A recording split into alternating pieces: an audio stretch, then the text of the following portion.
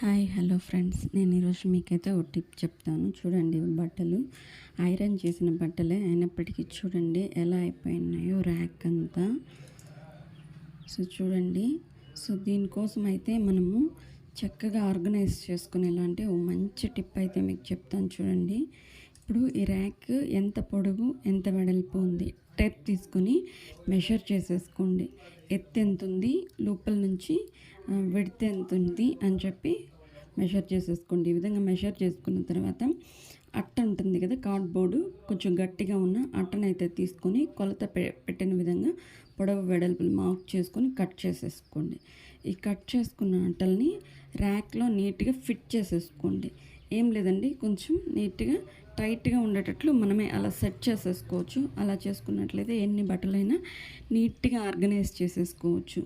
చూడండి, ఇప్పుడైతే చూడండి చాలా ఎక్కువ బట్టలు పడతాయి, ప్లస్ నీట్గా అయితే ఉంటాయి. ఈ టిప్ మీకు నచ్చినట్లయితే లైక్ చేయండి, షేర్ చేయండి, మరియు నా ఛానల్ని అయితే సబ్స్క్రైబ్ చేసుకోండి. థ్యాంక్ యూ సో మచ్ అండి.